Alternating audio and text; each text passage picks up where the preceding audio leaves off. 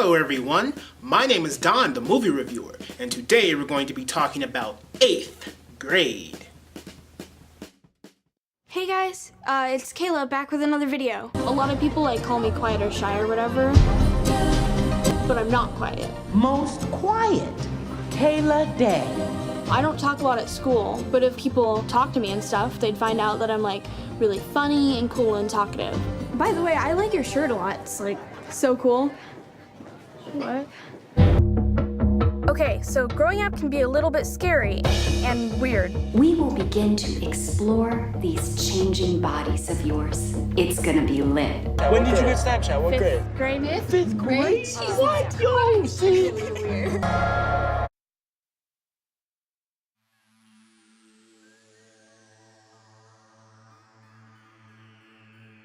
8th Grade is written and directed by first-time writer-director Bo Burnham. Now, Bo Burnham has written some TV shows, he's directed a few short things here and there, but as a feature-length film, this is his first. And I feel that this is the year for first-time writer-directors. I mean, for my brain anyway, ever since Jordan Peele came out, we have just been getting a whole stampede of first-time writer-directors crushing it with their first feature-length film, and with Bo Burnham's 8th Grade, this is no exception. Bo Burnham captures what the feeling is to be an 8th grader during this moment in time. During this current generation, I mean.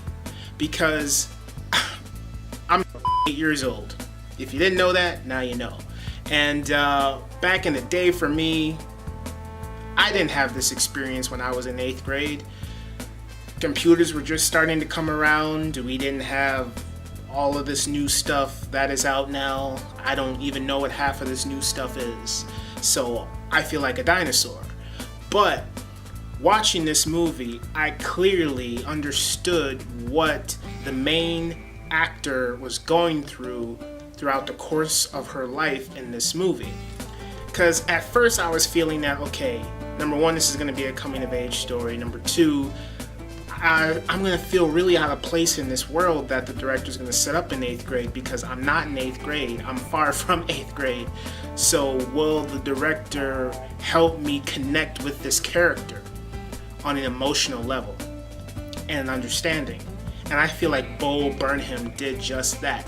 Bo Burnham captured the essence and the feeling and the energy of what it is to be an 8th grader during this day and age. Bo Burnham, you did a fantastic job. Knocked my socks off completely.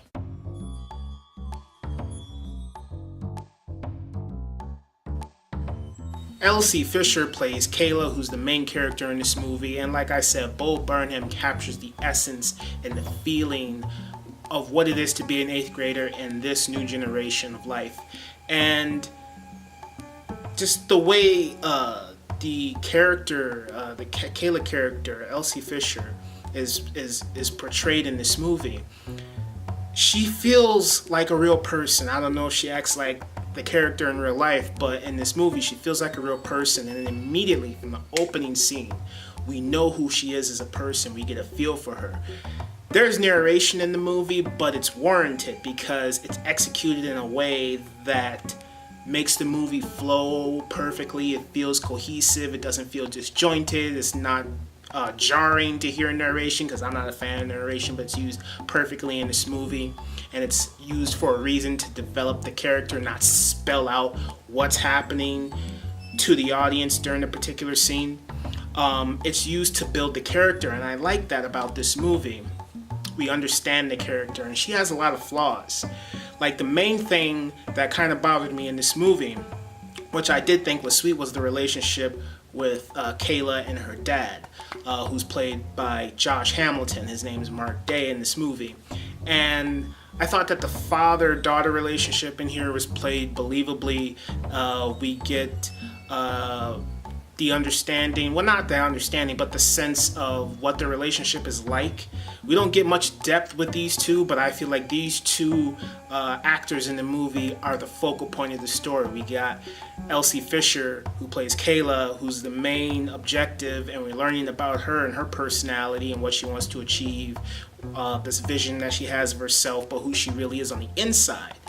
And then we have her interacting with her father, and it's the typical father-daughter relationship in most American households, from what I understand, because I used to do this stuff with my mother. When we lived together, I ignore her, all this stuff, for no apparent reason, because I don't want to be treated like a baby anymore. But with Elsa character in here, the father-daughter relationship in here really didn't have an angle. It was just here, and it's recognizable, whether you've been through it or not. And then, they have these moments in here that are sporadic and they're engaging, and I'm thinking, okay, what is the father going to do? Towards the end, he does have a nice touching moment with his daughter, but then it just ends and it doesn't go anywhere. Like the relationship with these two, I feel like the father was really weak here.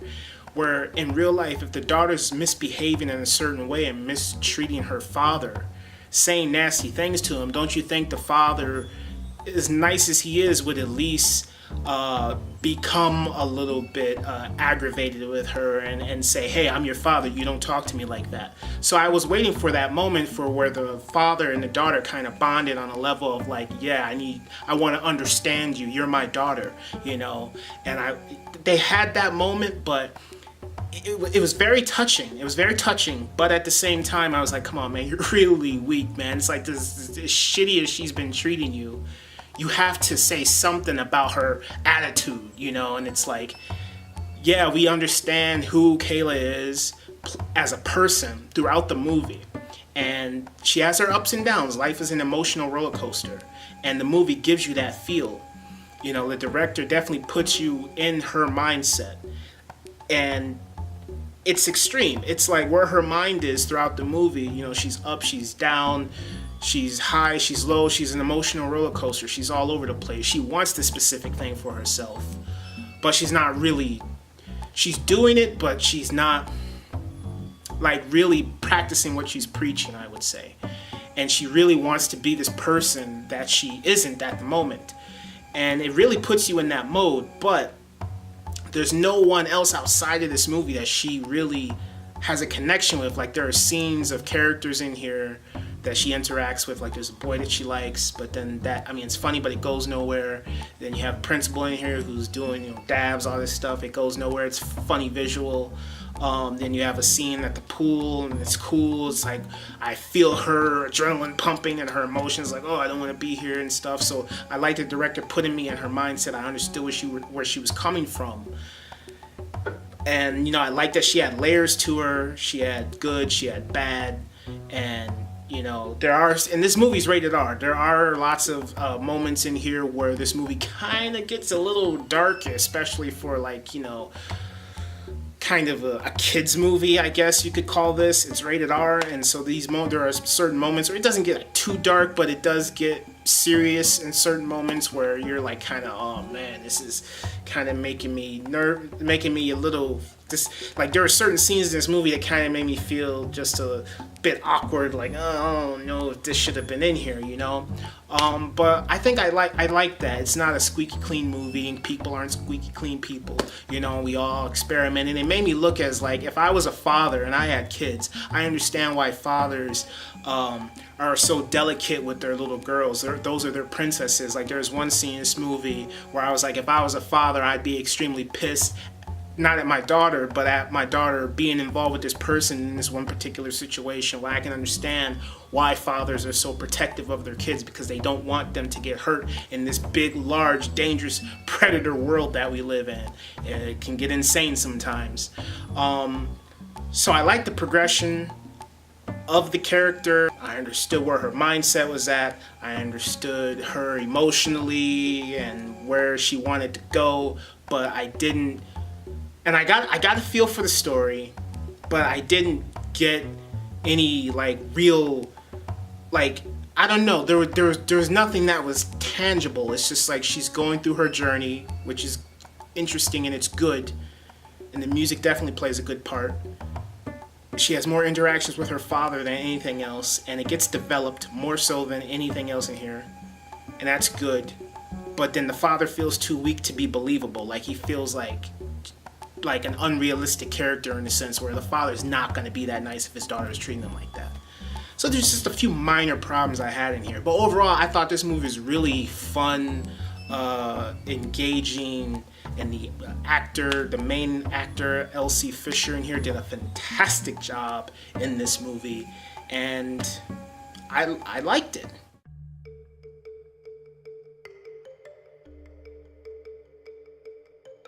Overall, I will give 8th grade an A- because, like I said, I like the main actor in here. She did a fantastic job with her performance. I like the director in here and the direction that he gave this movie with the soundtrack, with the direction, putting me in the mindset of the character, learning who she was, understanding her, getting an idea of what she wanted to be, her goals and aspirations and dreams. But then just certain elements in the story didn't work for me, like her interacting with people in her school didn't go anywhere really. I mean, at the end there's a payoff, but then it just kind of feels like it's just shoehorned in there. For me, it doesn't feel like there's any self-progression. Like I said, with the father, there should have been more story development with that. I like how the movie did come back to the father, and the father and daughter angle feels like a more focused point in this movie. And I just really felt like the father was unrealistic, and in a realistic sense, he would have had a real heart-to-heart conversation with his daughter, where he showed her some tough love.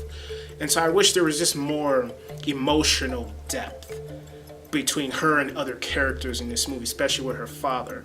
But other than that, I thought the movie was great. That's all I have to say.